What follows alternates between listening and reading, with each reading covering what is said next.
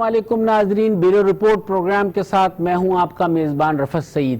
ناظرین، سمجھ میں نہیں آ رہا کہ بات کہاں سے شروع کی جائے۔ بات ہے کراچی کے کچرے کی۔ آج بھی سارا دن ٹیلی ویژن چینل پر یہی آنکھ مچولی چلتی رہی۔ کبھی ایک جماعت کے قائد آتے تھے، کبھی دوسری جماعت کے قائد آتے تھے، پریس کانفرنس ہوتی تھی، ایک دوسرے پہ الزامات لگتے تھے۔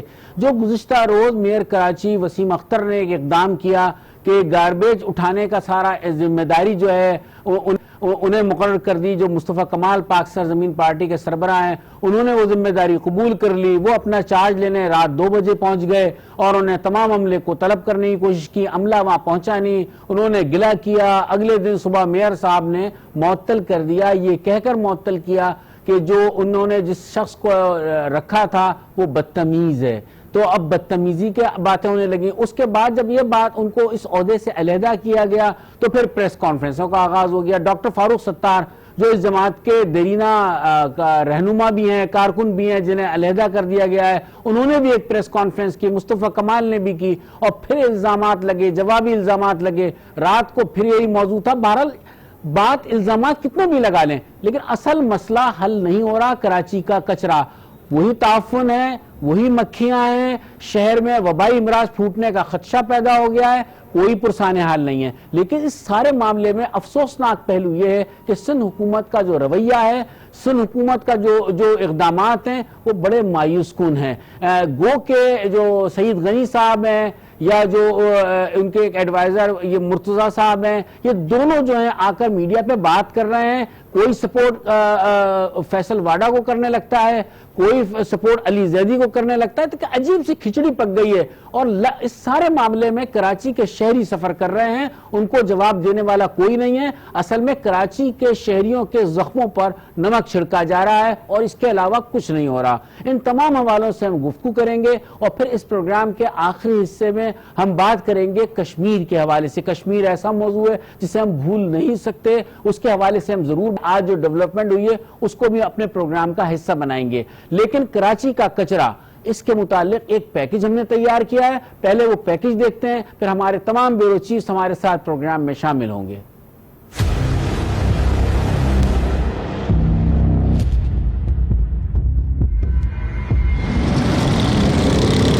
پاکستان کا سب سے بڑا شہر کراچی، جتنا بڑا شہر مسائل بھی اتنے ہی زیادہ۔ کراچی کا موجودہ مسئلہ شہر کا کچرا، جو ہر گزرتے وقت کے ساتھ بڑھتا جا رہا ہے۔ حالیہ بارش اور عید الاضحیٰ کے بعد شہر کی صورتحال خراب سے خراب ہوتی گئی۔ انتظامیہ سے لے کر سندھ حکومت تک کچرے پر سیاست تو سب نے ہی کی، لیکن صفائی کرنے کوئی نہیں آیا۔ اس بار تو سیاست کا بھی کچرا ہو گیا۔ میئر کراچی اور سابق سٹی ناظم کی لڑائی شہریوں اور شہر کے لیے درد سر بن گئی۔ مصطفیٰ کمال کو کچرے کا مائی باپ بنایا گیا۔ کمال مصطفیٰ کو پروجیکٹ ڈائریکٹر گاربیج تعینات کرتا ہوں KMC کے اندر۔ کل سے کام شروع کر دیں، 3 مہینے کے اندر کراچی کلیئر کر دیں۔ پھر اگلے ہی دن معطل کر کے غصہ اتارا گیا۔ مجھے بڑا افسوس ہوا کہ میری سنسیریٹی سے غلط فائدہ اٹھایا گیا، اس کو سیاست میں تبدیل کیا گیا۔ آپ بالکل سنسیئر نہیں تھے۔ ان ساری چیزوں کو دیکھتے ہوئے آج سید مصطفیٰ کمال کو سسپینڈ کیا ہے فرام PD گاربیج۔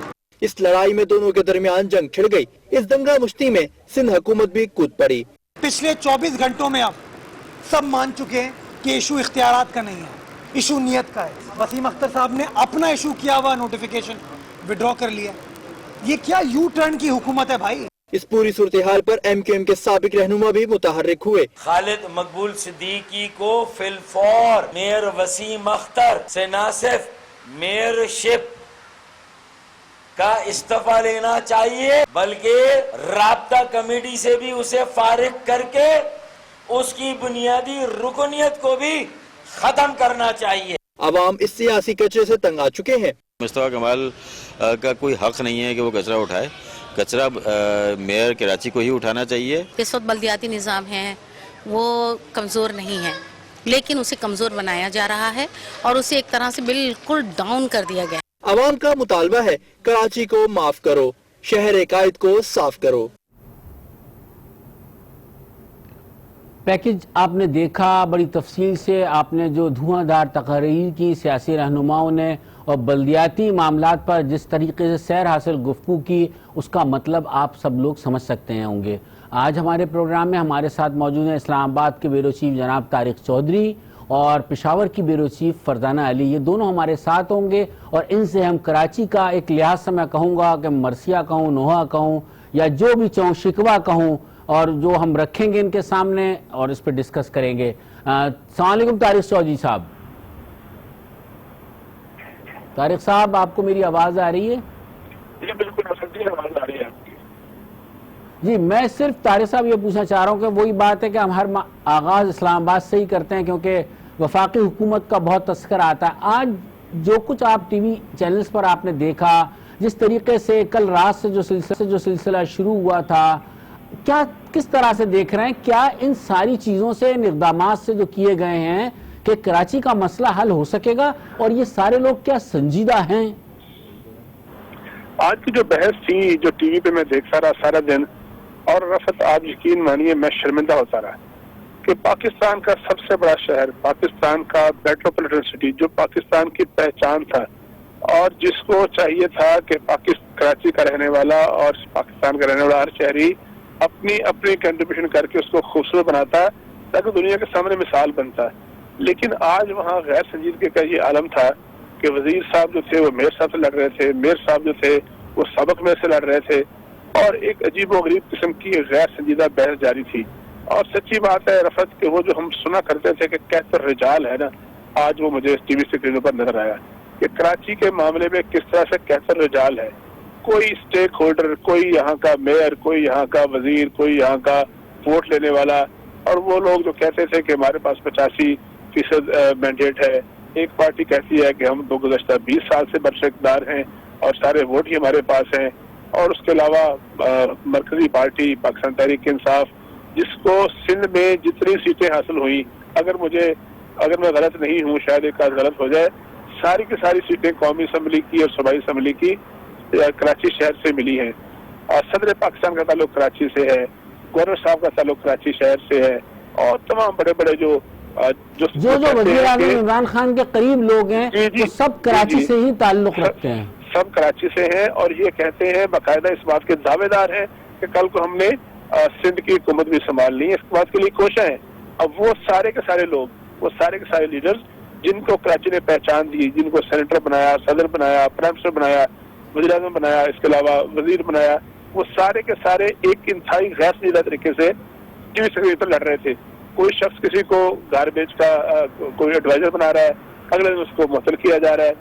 اب بجائے اس کے اب یقین کیجئے کہ کراچی دنیا بھر میں جنگ رسائی کا باعث بنا ہوا ہے کراچی شہر، اور لوگ دنیا میں لطیفے بنا رہے ہوں گے کہ یار یہ کیسا شہر ہے جس کے اتنے بڑے بڑے لوگ جو ہیں وہ کوڑا نہیں اٹھا سکتے، آج کے دور میں کوڑا نہیں اٹھا سکتے. اس سے بڑی طارق آپ کی طرف میں آؤں گا. آپ نے 2-3 چیزوں کی جانب اشارہ کیا ہے. اہم شخصیات جو وزیر اعظم عمران خان کے ساتھ ہیں، جس میں صدر مملکت عارف علوی بھی شامل ہیں، اور کہیں نہ کہیں ان کی ذمہ داری بنتی ہے. میں فرزانہ علی کی طرف جاتا ہوں. فرزانہ، آپ کو اس سارے معاملے میں جو آپ نے وہاں بیٹھ کر دیکھا ہے، جو کراچی کے ساتھ جو کچھ ہو رہا ہے، اس میں آپ کو کہیں اونرشپ نظر آتی ہے کسی بھی سیاسی جماعت کی؟ پاکستان پیپلز پارٹی جو دعوے دار ہے، MQM، تحریک انصاف، فی الحال تو اسٹیک ہولڈر یہی ہیں اس شہر کے.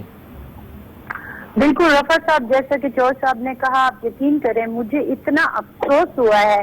صبح جب میں مصطفیٰ کمال صاحب کی پریس بریفنگ سن رہی تھی، اس سے پہلے میئر صاحب کی باتیں سن رہی تھی، پھر اس کے بعد سندھ اسمبلی کے ایک بس سلسلہ تھا جو ایک دوسرے کے اوپر بلیم گیم کا جاری تھا.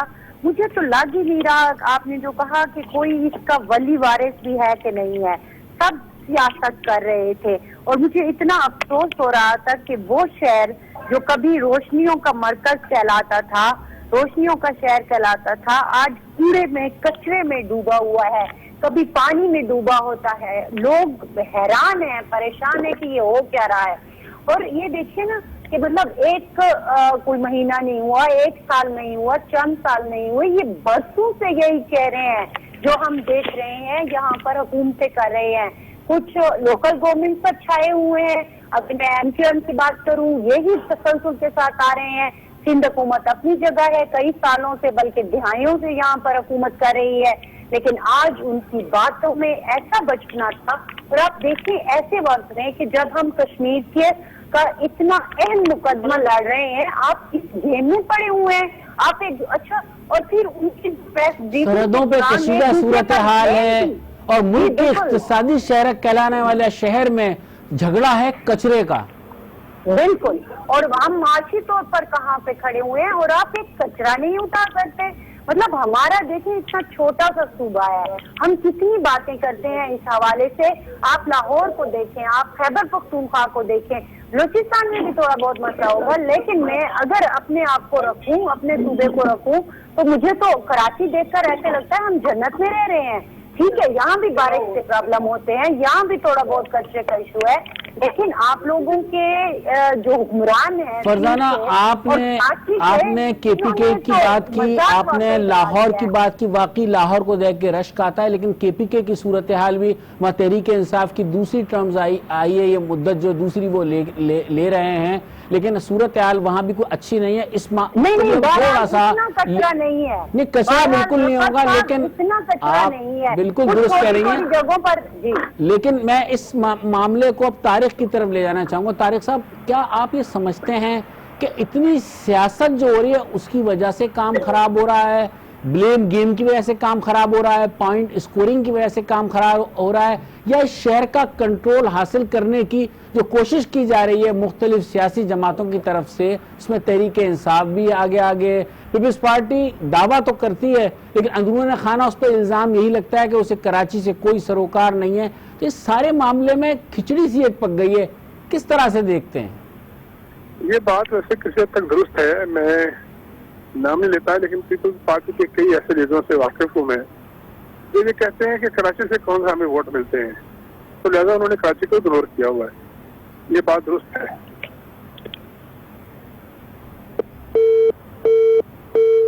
شاید ہمارا طارق سے رابطہ منقطع ہو گیا, ہم کوشش کرتے ہیں دوبارہ ملاتے ہیں. میں اسی چیز کو فرزانہ کی طرف لے جاتا, لیکن چونکہ یہاں وقت ہوا ایک بریک کا, بریک کے بعد ہم واپس آتے ہیں, ہمارے ساتھ رہیے.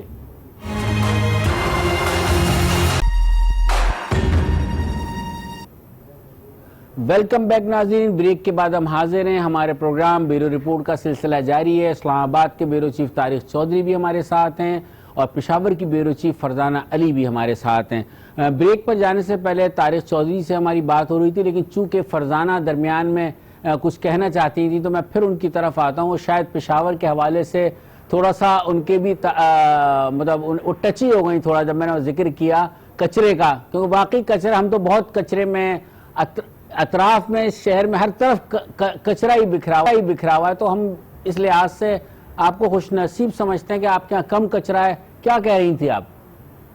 میں یہ کہہ رہی تھی کہ کراچی کے کچرے کو دیکھ کر ہمیں اپنا پختونخوا بہت صاف لگتا ہے, خاص طور پر اگر آپ پشاور کو, مطلب ہم بڑے شہروں کو جب کمپیئر کرتے ہیں تو پشاور میں دیکھی کچھ سال سے WSSP کے آنے کے بعد, اور ویسے اگر میں زیادہ کریڈٹ پہلے دینا چاہوں گی پچھلی مخلوط حکومت میں عنایت کو, جو بلدیات کے وزیر تھے, اور ابھی بھی بلدیات کے جو وزیر ہیں شاہرام, وہ بھی بڑی کوشش کر رہے ہیں. اگرچہ ہم نے دیکھا کہ عید الاضحیٰ پر تھوڑا سا پرابلم ہوا, لیکن میڈیا جب چیز دکھاتا ہے تو فوری طور پر وہاں پر لوگ پہنچ جاتے ہیں, جو متعلقہ محکمے ہیں, اور صفائی ہو جاتی ہے. تو اوورآل آپ جو کمپیئر کر رہے تھے کہ پشاور کا, تو میں یہ کہنا چاہ رہی تھی کہ کچرے کے لحاظ سے کم از کم ہم آپ سے بہت بہتر ہیں. ایسا نہیں ہے, آپ یقین کریں رفعت, میں ایک دفعہ پچھلی جب ہم میٹنگ پر کراچی آئے تو ہمارے گاڑی کے آگے ڈمپر جا رہا تھا, اور وہ اس کی اتنی بری حالت تھی کہ وہ کسی بھی وقت کھل کے تو سارا کچرا گاڑی پر گر سکتا تھا. تو میں نے اپنے ڈرائیور سے کہا کہ خدا کے لیے اس کچرے والی گاڑی سے دور رہو. تو جب آپ دیکھیں کہ اتنا بڑا کراچی آپ تو تھوڑی ایک دن دو دن کے لیے آئی تھی, ہم تو روزانہ ان چیزوں کا سامنا کرتے ہیں, لیکن اس کے ساتھ میں یہ کہوں گا کہ قربانی کے موقع پر جس طرح سے آلائشیں شہر کے مرکزی مقامات پر رہائشی علاقوں میں ڈمپ کی گئیں, وہاں رہنے والے آج تک ان کی زندگی اجیرن ہوئی ہے. آپ کراچی کا علاقہ واٹر پمپ دیکھیں, مین سپر ہائی وے, 2 برج کے درمیان میں, وہاں پر آلائشوں کا ایسا ڈھیر لگایا گیا, کئی دن تک پڑی رہیں, سڑتی رہیں, لیکن کوئی اٹھانے والا نہیں تھا. یہ عام مناظر ہیں اس کراچی شہر کے. طارق چودھری, آپ نے ایک بات کی تھی کہ تمام تحریک انصاف کے لوگ جو نمایاں آئے ان کا تعلق کراچی سے, صدر مملکت عارف علوی کا تعلق بھی کراچی شہر سے, آپ سمجھتے ہیں کہ اگر وزیر اعظم توجہ نہیں دے پا رہے کراچی پر وعدوں کے باوجود تو کیا صدر مملکت کو اس جانب توجہ مبذول کرنی چاہیے؟ پھر ایم کیو ایم جو ہے وہ تحریک انصاف کی جو ہے وہ اتحادی ہے، لیکن تحریک انصاف میں جو دھڑے بندی ہے، فیصل واڈا ہیں، جو علی زیدی ہیں، نظر آ رہی نمایاں طور پر اس کشمکش میں کراچی کے شہری تختہ مشق بن رہے ہیں۔ دیکھیے، اگر صدر مملکت جو ہیں وہ قانونی یا آئینی طور پر کسی معاملے میں مداخلت نہیں کر سکتے تو کم از کم کراچی کے شہری کے طور پر تو وہ بات کر سکتے ہیں، اور اگر وہ صدر مملکت کے طور پر کسی محکمے کو بات کریں گے، کسی محکمے کو فون کریں گے، خط لکھیں گے، تو میں یہ بات یقین سے کہہ سکتا ہوں کہ اس عہدے کی آنر کے طور پر کوئی نہ کوئی کی بات ضرور سنے گا۔ مسئلہ یہ ہے کہ یہاں جو آپ اس کی کشمکش ہے، آپ کی چکرش ہے، وہ اس سے آپ میرے سے زیادہ واقف ہیں۔ ابھی آپ نے دیکھا ہوگا کہ پچھلے ہفتے فیصل واڈا صاحب نے اور جو سی ایم صاحب کے جو ایڈوائزر تھے، انہوں نے سی ایم کے آفس میں بیٹھ کے پریس کانفرنس کی اور وہ ایک عجیب و غریب میسج دینا چاہ رہے تھے، جو میسج آپ لوگوں تک پہنچ گیا ہوگا، اور انہوں نے بڑی باتیں کی کہ ہم مل کر کام کریں گے اور مل کر کراچی کو بہتر کریں گے۔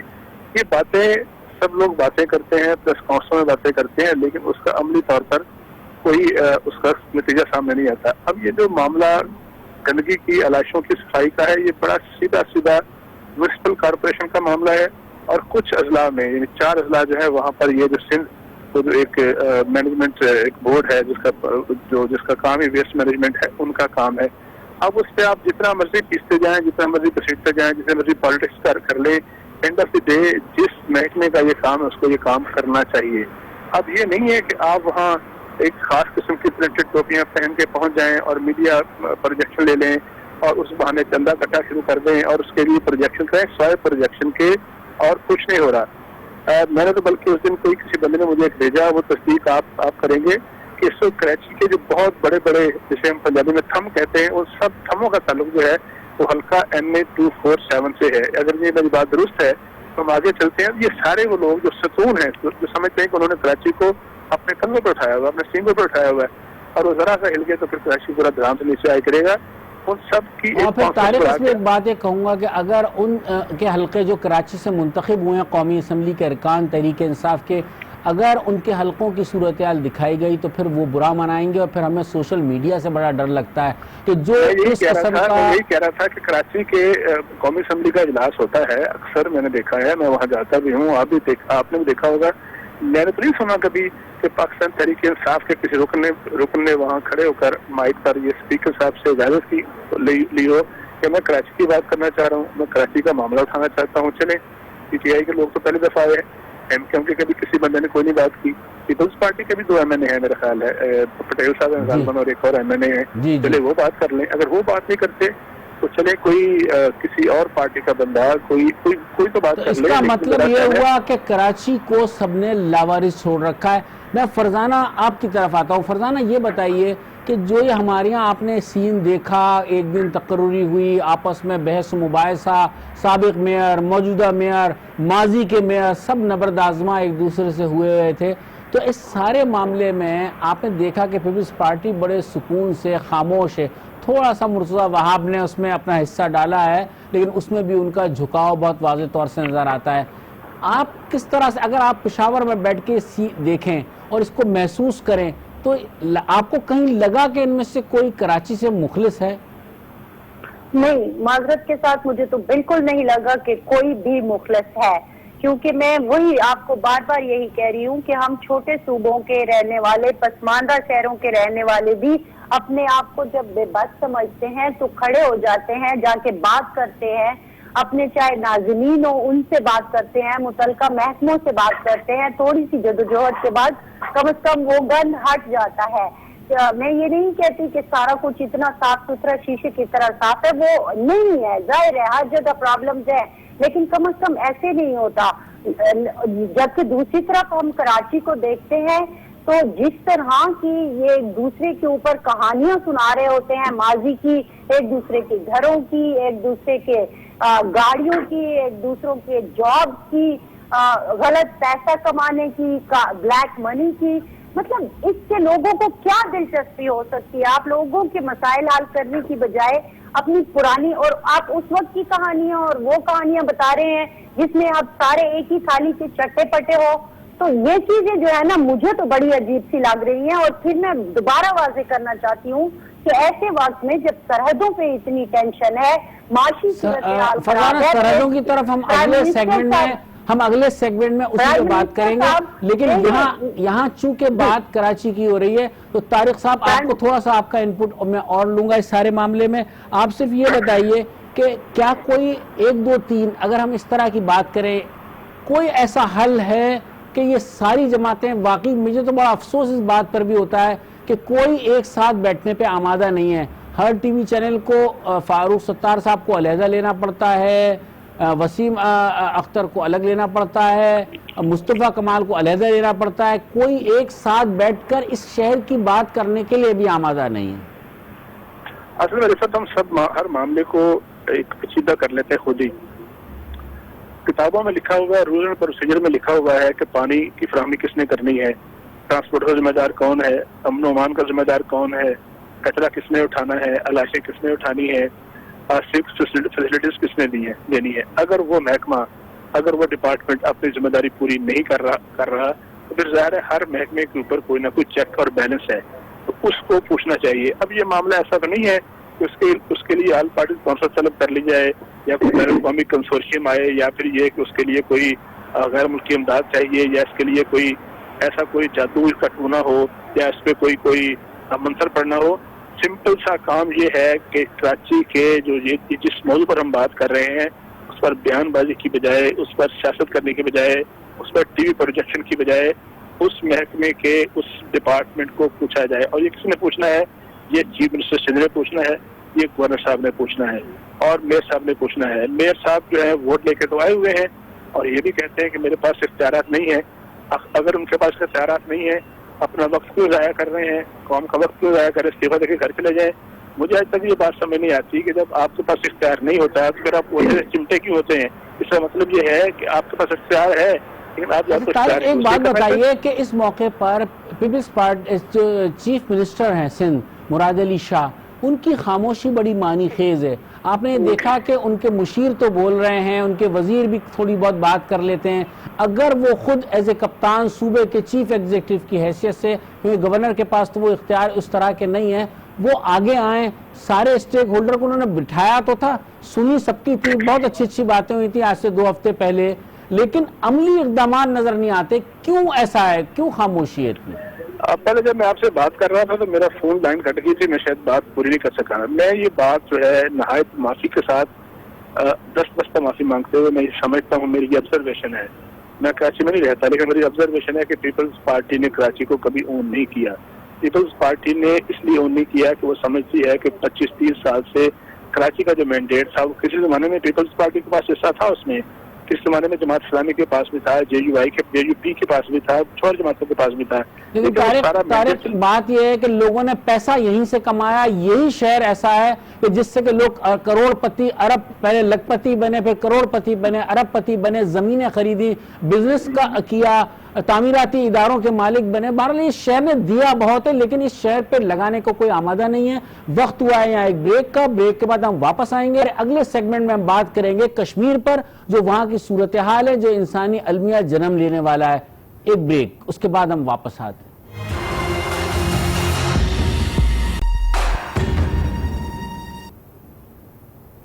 پروگرام بیورو رپورٹ میں ایک مرتبہ پھر ہم آپ کو خوش آمدید کہتے ہیں. بریک پر جانے سے پہلے ہم کراچی کی بات کر رہے تھے. کچرا بڑا موضوع تھا, حالانکہ گو کہ اگر بین الاقوامی صورتحال دیکھیں, اگر پاکستان اور بھارت کے درمیان جو تعلقات ہیں ان دنوں جس نہج پر پہنچ چکے ہیں, جو کشیدگی ہے سرحدوں پر, اس میں یہ بات کرنا, کراچی کے کچرے کی بات کرنا, کراچی میں سیاسی ماجرائی کی بات کرنا بڑا عجیب سا لگتا ہے. لیکن کیا کریں, یہ بھی ایک موضوع ہے. لیکن اس سیگمنٹ میں ہم بات کریں گے کشمیر کے حوالے سے. کشمیر میں انسانی المیہ جنم لینے والا ہے. جو وہاں صورتحال اس وقت ہے, اور جس طرح الفاظ جو لوگ سری نگر سے یا وہاں سے نکل کے دلی آتے ہیں, وہاں سے کچھ اطلاعات اگر پہنچ جائیں تو پہنچ جائیں, ورنہ تمام مواصلاتی رابطے منقطع ہوئے ہیں. کسی کا کسی سے رابطہ نہیں ہے. جو ڈائلیسس کے مریض تھے وہ بری صورتحال میں, جو ہارٹ کے پیشنٹ تھے وہ بری صورتحال میں. جب ایک ڈاکٹر نے بھی اس صورتحال پر کچھ خیالات کا اظہار کیا، ایک بین الاقوامی نشریاتی ادارے سے بات کی تو اسے جس انداز سے گرفتار کر کے لے جایا گیا وہ مناظر بھی ٹی وی چینل پر نظر آئے۔ میں بات کروں گا فرزانہ علی، آپ کی طرف آتا ہوں۔ آپ کشمیر کی ایک بات کر رہی تھی، خاصی کوششیں ہو رہی ہیں، دو جوہری قوتیں آمنے سامنے ہیں، G7 کا اجلاس بھی ہوا، لیکن آپ نے دیکھا کہ وہاں کوئی اتنی سنجیدگی نظر نہیں آئی سوائے اس کے کہ نریندر مودی اور امریکی صدر کی ملاقات ہوئی، اس کی کچھ باتیں آئیں، پرانی باتیں کی گئیں کہ بات چیت ہونی چاہیے، بات چیت سے مسئلہ حل ہونا چاہیے، لیکن کوئی ٹھوس چیز سامنے نہیں آ رہی ہے۔ کیا کہیں گی آپ اس ساری صورتحال میں؟ دیکھیں اوورال ہم اس دن بھی یہی بات کر رہے تھے کہ یہ جو کشمیر کا مسئلہ ہے اس پر جو بین الاقوامی برادری ہے یا ہم امہ کی بات کریں، مسلم ممالک کی بات کریں، تو اس میں چند ایک کو چھوڑ کر جو ہمارے پڑوسی ملک ایران وغیرہ ہیں، باقی اوورال تو رویے ہم نے دیکھ لیے۔ اصل میں مجھے ایسا لگ رہا ہے کہ یہ ہمارا مسئلہ ہے اور کشمیر کا مسئلہ ہے، کشمیریوں کا مسئلہ ہے، اور ہمیں ہی اس کو لے کے چلنا ہے۔ پھر اس کے ساتھ ساتھ ہمیں چائنا اور رشیا کی طرف ظاہر ہے ہم دیکھ رہے ہیں اور ہمیں دیکھنا بھی چاہیے، کیونکہ وہ ایک ایسے دو ممالک ہیں جن سے ہمیں سپورٹ مل سکتی ہے۔ تو اب اوورال تو اب تک کی صورتحال اگر ہم ان ممالک کو دیکھیں، ان چیزوں کو دیکھیں، تو وہ یقیناً ایسی ہے کہ جس سے تھوڑی سی مایوسی ہوتی ہے، لیکن ظاہر ہے مایوس تو نہیں ہونا ہے۔ ہم نے تو کشمیریوں کا مقدمہ، میں نے پہلے بھی کہا تھا، ہم فریق بھی ہیں اور ان کے وکیل بھی ہیں اور ہم نے اس کو لے کے چلنا ہے۔ اب جو اسٹریٹجی ہے وہ بڑی اسٹرانگ ہونی چاہیے۔ اس دن بھی ہم یہی بات کر رہے تھے کہ اسٹریٹجی اسٹرانگ کیسے ہوگی؟ وہ ایسے اسٹرانگ ہوگی کہ جب آپ سنجیدہ ہوں گے، جب آپ تمام لوگوں کو ساتھ لے کر چلیں گے۔ لیکن مجھے ابھی بھی لگتا ہے بڑی معذرت کے ساتھ کہ اگرچہ بعض اوقات تو ہم بڑے بڑے فیصلے کر لیتے ہیں، ٹھیک ہے، فرزانہ کہیں ایسا لگتا ہے کہ ہماری سفارتکاری میں کہیں کمی ہے؟ بالکل، میں آپ سے یہی کہہ رہی ہوں، اسی طرف آ رہی ہوں کہ ہم دیکھیں گے کہ ہم کل جمعے کے دن ساری قوم ہوگی سڑکوں پر، جتنے لوگ نکل سکتے ہیں وہ یقیناً اس آواز کو سپورٹ کریں گے، لیکن صرف لوگوں کے سڑکوں پر نکلنے سے تو کچھ نہیں ہوتا نا۔ اصل میں بات یہ ہے کہ آپ باہر بیٹھے ہوئے جن کی میں بات کر رہی ہوں کہ وہ کیوں ہم سے دور ہیں، کیوں ہماری بات نہیں سننا چاہ رہے، ہمیں کیوں نریندر مودی کی آواز جو ہے وہ زیادہ اسٹرانگ لگ رہی ہے اپنی نسبت۔ ہمارے وزیر خارجہ صاحب ہر روز یہ ایک تصویر جاری کر لیتے ہیں، اس کو فون کیا، اس کو فون کیا، یہ کیا، وہ کیا، لیکن وہ جو ایک فرزانہ دیکھیں کوششیں تو ہو رہی ہیں۔ طارق، میں آپ کی طرف آتا ہوں۔ آج کابینہ میں ایک بازگشت سنائی دی گئی، دیر آئے درست آئے والی بات ہے کہ پاکستان کی جو فضائی حدود ہے، زمینی راستے ہیں، ان ساری چیزوں کو جو ہے وہ بند کیا جائے گا، اور بھارت سے میرے خیال میں فیصلہ پہلے نہیں ہو جانا چاہیے تھا۔ جس طرح بھارت کا رویہ رہا ہے، جو جارحیت وہ دکھا رہا ہے، جو اس کا رویہ بین الاقوامی طور پر ہمارے ساتھ ہے، کیا کہیں گے؟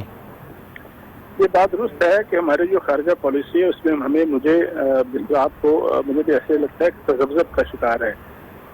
جو چیز ہم نے پہلے کرنی ہوتی ہے وہ جب بین الاقوامی یا عوامی جو لوکل رائے عامہ جب بیدار ہوتی ہے، جب اس پر ایکشن آتا ہے تو پھر ہمیں بھی پتہ چلتا ہے، ہم بھی سوچتے ہیں کہ ہم نے کوئی فیصلہ کرنا ہے۔ آپ کو یاد ہوگا کہ شروع میں کہا گیا تھا کہ واگا بند ہو جائے گا، تجارت بند ہو جائے گی، ایئر اسپیس بند ہو جائے گی۔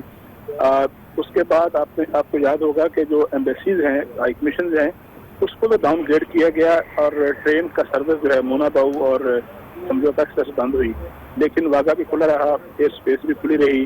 بلکہ یہ کہا جاتا ہے کہ G7 کے اجلاس میں جو پرائم منسٹر مودی ہیں وہ پاکستان کے ایئر اسپیس سے گزر کے گئے، اور ایسا نہیں ہونا چاہیے تھا۔ ان کو ہم نے پہلے یہ پابندی لگا دینی چاہیے تھی، لیکن بہرحال نہیں لگائی۔ آج بھی کابینہ کا اجلاس ہوا، جب منسٹر صاحبہ سے پوچھا گیا کہ کیا آج کے اجلاس میں کوئی ایسی فیصلہ ہوا، تو پہلے تو انہوں نے پس و پیش کیا، آئیں بائیں شائیں کیا، لیکن اس کے بعد جب فواد چودھری صاحب نے ایک ٹویٹ کر دیا اور اس میں انہوں نے کہا کہ ہم سوچ رہے ہیں اور کابینہ نے سوچا ہے کہ جو ایئر اسپیس ہے بند کر دی جائے اور تجارت کے معاملے پہ بھی غور کیا جائے۔ اس کے بعد جو تھا پھر پریس کانفرنس میں اعتراف بھی کر لیا گیا، اور اس کے بعد جو ہوا بازی کے وزیر ہیں غلام سرور خان، انہوں نے تھوڑی دیر پہلے ایک ٹویٹ کیا، اور اس کے بعد انہوں نے بیان دیا کہ ہم جو ہے آج کابینہ نے اس پہ غور و فکر کیا ہے اور اگلے 48 گھنٹوں میں اس پر فیصلہ ہو سکتا ہے۔ میرا یہ خیال ہے کہ بجائے اس کے کہ اتنی کنٹروورسیز میں پڑنے کے یہ فیصلہ پہلے کر لیا جاتا ہے، اس سے ڈیفینیٹلی بھارت کو نقصان ہوگا۔ بھارت ٹھیک ہے یہ فوری طور پر اچھا طارق ایک اس میں بات میں پوچھوں گا، آپ دونوں سے یہ میرا سوال ہوگا کہ ماضی میں اب گزشتہ سال اقوام متحدہ کی جنرل اسمبلی کا اجلاس ہوا تھا، وزیر اعظم عمران خان نے نیا عہدہ سنبھالا تھا، ہر طرف سے کہا گیا کہ انہیں اس فورم پر جانا چاہیے، ان کا جو عالمی رہنماؤں سے انٹریکشن ہوگا، ان سے روابط ہوں گے، وہ سفارتکاری میں بڑے کارگر ثابت ہوں گے، لیکن وزیر اعظم گزشتہ سال اقوام متحدہ کی جنرل اسمبلی میں نہیں گئے، اب وہ جا رہے ہیں۔ آپ سمجھتے ہیں کہ وہ غلطی کی تھی اس وقت نہ جا کے؟ کیونکہ اگر جاتے تو یہ دوسری ملاقات ہوتی، یقیناً پہلی ملاقات میں اتنی کھل کر بات نہیں ہو سکتی، اتنا اعتماد نہیں ہوتا، دوسری ملاقات ہوتی تو زیادہ اچھے طریقے سے وہ اپنا معاملہ پیش کر سکتے تھے۔ جی رفت بالکل ٹھیک کہہ رہے ہیں، میری یہ ہمیشہ رائے رہی ہے، اب بھی ہے، کل بھی تھی اور آئندہ بھی رہے گی کہ یہ جو پلیٹ فارم ہوتے ہیں بین الاقوامی، ان پر جانا وقت کا ضیاع، پیسے کا ضیاع نہیں ہوتا، ان کو آسٹیرٹی کی نظر نہیں ہونا چاہیے۔ ان فورمز پر جا کر آپ اپنے ملک کی بات کرتے ہیں، اپنے ملک کی مارکیٹنگ کرتے ہیں، اگر اس طرح کے حالات جس طرح کے آج ہیں وہ نہ بھی ہوں تب بھی آپ کا بین الاقوامی رہنماؤں سے انٹریکشن ہوتا ہے۔ تو اس گزشتہ سال جب عمران خان صاحب نہیں گئے تھے اس بات پر بڑے کریڈٹ لیے گئے تھے کہ دیکھیں کیا بات ہے، کیا ویژن ہے پرائم منسٹر صاحب کا، کتنے پیسے بچا لیے، اور یہ فضول فورم ہے، یہاں جا کے وقت ضائع ہوتا ہے۔ آج اسی فورم پہ ہم جانا چاہ رہے ہیں، اسی فورم پہ بڑا ڈیلیگیشن بھی لے کے جائیں گے، اسی فورم پہ ہم جا کے وہاں جا کے جلسے بھی کریں گے، رائے عامہ کو بیدار بھی کریں گے۔ تو میرا خیال ہے کہ یہ جو اس طرح کا OIC ہو یا یونائٹڈ نیشنز ہو، سیکورٹی کونسل ہو، شنگھائی تعاون، کوئی جو بھی تنظیم ہے، جو بھی انٹرنیشنل فورم ہے، اس کو پوری طرح ہمیں یوٹیلائز کرنا چاہیے، کیونکہ یہی وہ فورم ہے جن کے لیے یہ بات پہنچتی ہے۔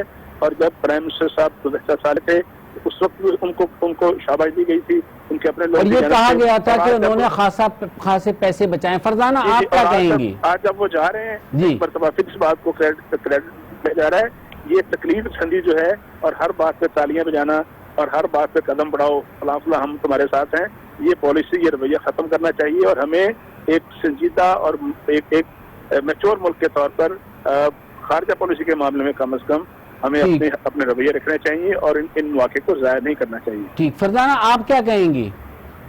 دیکھیں میں ذرا چوہدری صاحب کی بات کو یقیناً سیکنڈ تو کروں گی، لیکن ساتھ ہی ساتھ میں یہ کہوں گی کہ جو تحریک انصاف کا رویہ ہے، مجھے کبھی کبھی ایسا لگتا ہے کہ جیسے یہ کوئی پاکستان کی حکومت نہیں بلکہ اکبر بادشاہ کا دربار ہے۔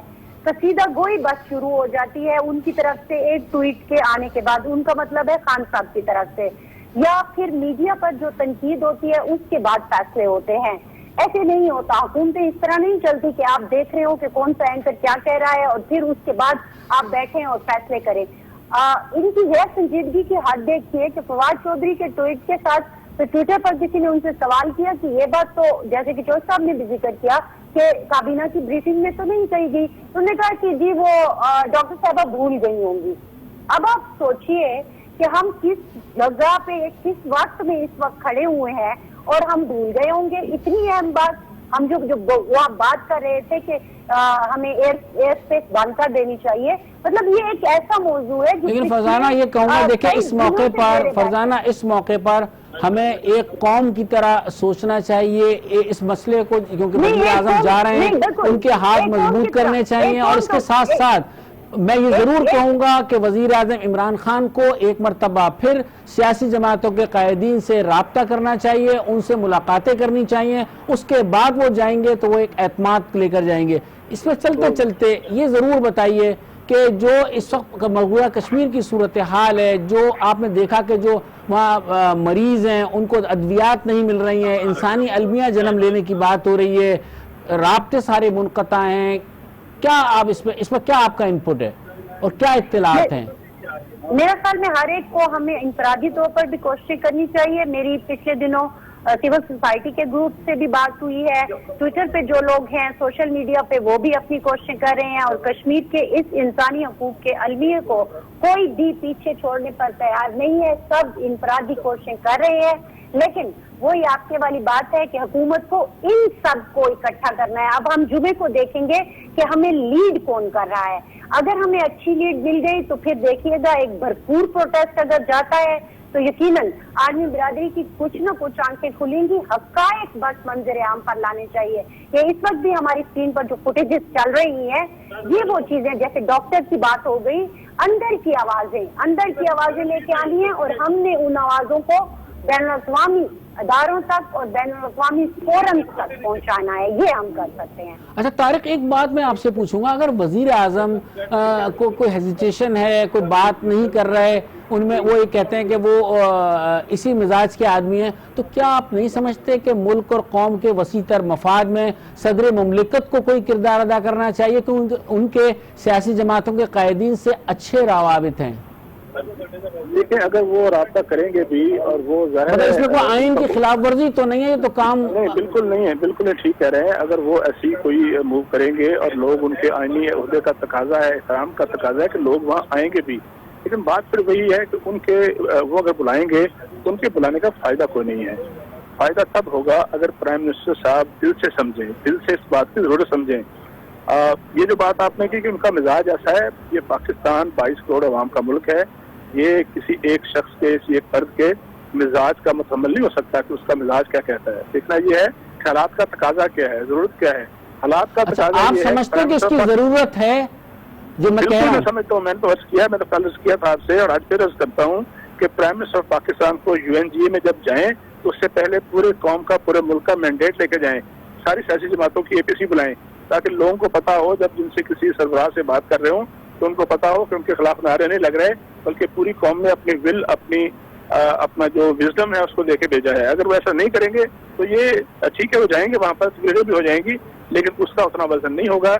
جس طرح میں نے کل بھی کہا تھا کہ بھٹو صاحب جب گئے تھے تو اس وقت ان کو، اس وقت کی ساری جماعت نے، حالانکہ ان کے ساتھ اختلافات تھے، سب لوگوں نے ان کو ایئرپورٹ پہ رخصت کیا تھا۔ کل بھی آپ نے مثال دی تھی، میں نے بھی آپ کو یاد کرایا تھا کہ جب پرویز مشرف گئے تھے آگرہ سمٹ کے لیے تو اس وقت پوری قوم سے، چیمبر آف کامرس سے، ایڈیٹر سے، صحافیوں سے، اسپورٹس مین سے، حتیٰ کہ کسانوں تک سے بات کر کے گئے تھے۔ تو سب سے بات کر کے جائیں، یہ بڑا نازک موقع ہے۔ پرائم منسٹر صاحب کی جو ذاتی ان کا ایپٹیٹیوڈ ہے، ایٹیٹیوڈ ہے، اس کی نظر اس معاملے کو نہیں ہونا چاہیے۔ ٹھیک بہت بہت شکریہ طارق چودھری صاحب آپ کا کہ آپ ہمارے پروگرام بیورو رپورٹ میں موجود۔ اس کے بعد فرزانہ علی، آپ کا بھی شکریہ کہ آپ موجود تھی۔ ناظرین، آپ نے آج کا پروگرام دیکھا، ہم نے جہاں کراچی کی بات کی وہیں ہم نے کشمیر کی بھی بات کی، اور کشمیر والا معاملہ میں یہ ذاتی طور سے سمجھتا ہوں کہ سب سے زیادہ اہم ہے، اور اس سارے معاملے میں جو ہم مسلسل اپنے تمام پروگراموں میں بات کرتے رہے ہیں کہ وزیر اعظم کو پاکستان کی تمام سیاسی جماعتوں سے بات کر کے ان کو یکجا کر کے اس کے بعد اس اعتماد کو لے کر یہاں سے جانا چاہیے جب وہ اقوام متحدہ کی جنرل اسمبلی میں خطاب کے لیے جائیں گے، اور اگر وہ اس یہ اقدام کریں گے تو اس کے ذریعے انہیں ایک اعتماد ملے گا، اور وہاں جس اعتماد سے وہ بات کریں گے وہ دنیا اس کو سنے گی۔ اور اس کے علاوہ جو ان کی جو سائیڈ لائن کی میٹنگیں ارینج کی جا رہی ہیں اس میں بہت ساری ان کی میٹنگیں طے ہو چکی ہیں، کچھ میٹنگیں ابھی طے ہونا باقی ہیں۔ اگر وہاں سے کوئی نتیجہ خیز بات نکلتی ہے تو آنے والے دنوں میں اس میں پاکستان کے لیے بھی بہتری ہوگی، اور پھر دو جوہری قوتیں جو ایک دوسرے کے آمنے سامنے کھڑی ہوئی ہیں اور جو خطرات اور جنگ کے بادل منڈلا رہے ہیں وہ شاید اس خطے پر سے دور ہو سکیں۔ اس کے ساتھ ہی آج کے پروگرام بیورو رپورٹ سے اپنے میزبان رفعت سعید کو اجازت دیجیے۔ اللہ حافظ۔